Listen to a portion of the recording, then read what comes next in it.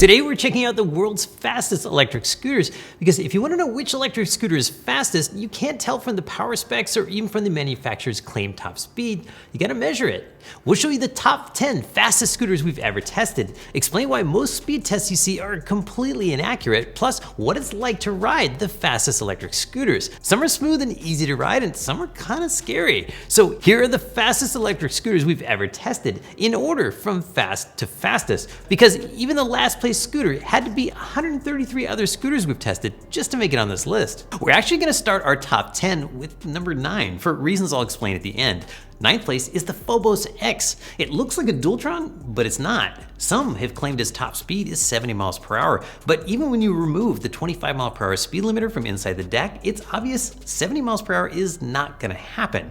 With wheels off the ground, it only spins up to 62. And when we got it out on the test course, it topped out at 54.8 miles per hour. The Phobos comes with one of the nicest steering dampers we've seen, but still had a noticeable amount of speed wobble, especially when I let off the throttle at top speed. It's also got what might be the most abrupt throttle response we've ever seen, making it impractical to just ride around in top gear. Next up, the Visette 11 Plus Super 72 is the fastest electric scooter Visette makes and has a claimed top speed of 65 miles per hour. During the speed run, we saw numbers as high as 72 miles per hour on the Speedo. But the data recorder tells another story. Even with Turbo Boost activated, the Super 72 came in 8th place with an official top speed of 54.9 miles per hour. The big plus of the Super 72 is that it's very easy to ride fast. There's no external steering damper to prevent speed wobbles, but it doesn't seem to need one. The dual stem front end makes it feel naturally stable. The dual hydraulic shocks at the rear give it a plush ride and makes it very good at carving corners. If I have one criticism of this scooter is that it uses tubes inside of its tubeless tires, but that does mean you get split rims for faster tire changes. 7th place, Minimotor's Dualtron Thunder 2. Minimotors basically invented the dual motor electric scooter, and the Thunder 2 is the first scooter we've tested that uses a double click throttle to unleash full power.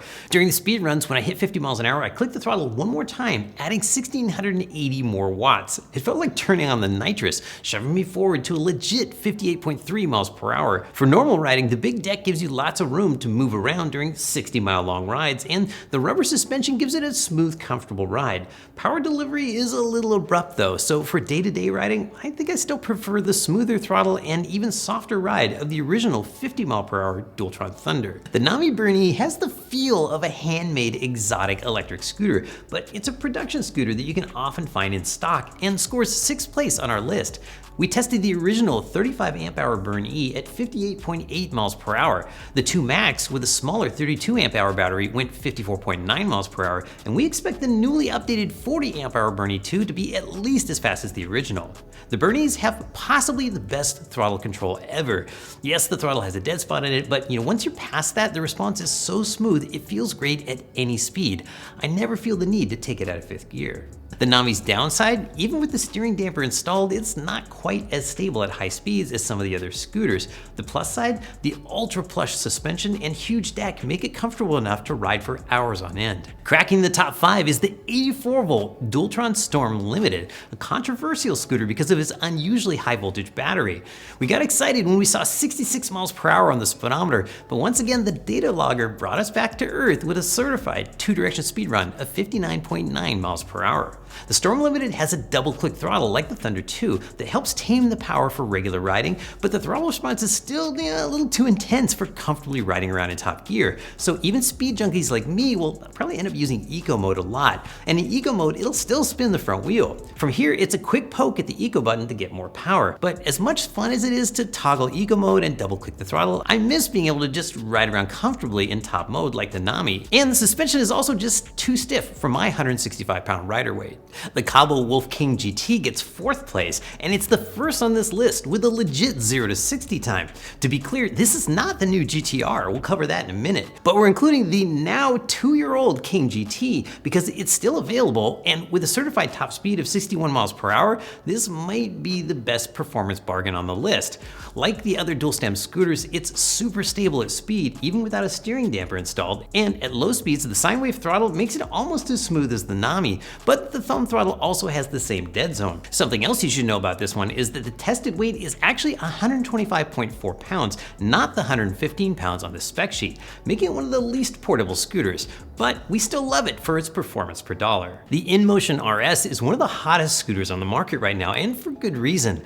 The long and low stance of the scooter looks fast even sitting still, and its tested top speed of 62.1 miles per hour made it the fastest scooter we'd ever tested for about 1 week. To me, what stands out about this scooter and the reason to buy one is that beyond being very fast and really ridiculously good looking is that it carves corners very well, which is why I'll be racing this actual scooter with PMT tires supplied by Wired Rides at the upcoming Rider Fest on October 8th. Unlike most scooter speedometers, the display on the RS is accurate, but even if you have a speedometer that's not correct, you can almost always fix it in the P settings by adjusting the tire diameter setting. The Dualtron X Limited is famous for being the biggest, baddest electric scooter Dualtron makes. We retested its top speed just for this video after learning of a new setting in the app and gained almost 1 mile per hour, clocking 62.5 miles per hour in our 2-direction speed test. So it just edged out the recently crowned speed champion InMotion RS. There are so many Dualtron models that it's kind of impossible to test them all, but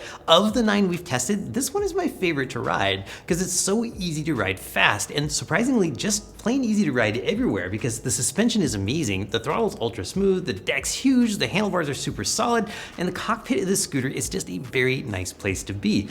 And so it should be for $7,000. And that brings us to the 2 downsides, the price and the fact that at 183 pounds, it weighs the same as 2 original Dualtron Thunders, but it is the outright range champion. Plus, there is no scooter I'd rather ride for 86 miles. Okay, before I show you number 1, remember to stick around because I've also got a scorecard coming up with this certified 0 to 30 times, and the results are different from the speed test. And the number 1 fastest electric scooter we've ever tested is the brand new Cabo Wolf King GTR. But stay with us after this one, there are some bonus scooters to talk about too. With the wind at my back, I saw 76 miles per hour on the speedometer of the GTR, which was really 69.3 miles per hour on the data logger. But when we cancel out the effect of tailwind by averaging in the opposite direction speed run, we get the true repeatable top speed of 65.8 miles per hour. There are so many things I want to tell you about this scooter, from the tall but plush suspension to the removable battery and the 12-inch diameter self-sealing tires. But we've still got more scooters to talk about, so check out our full GTR review later. For now, I'll just say that with the traction control off, the front wheel spin is ridiculous and maybe even a little dangerous, so please be careful using S mode. So here's all the data. One look at this acceleration curve shows you this one hits different. You can see the effect of the double click beginning here and the double click expiring right here as the speed trails off. OMG, Rider Guide's finally testing a Weeped.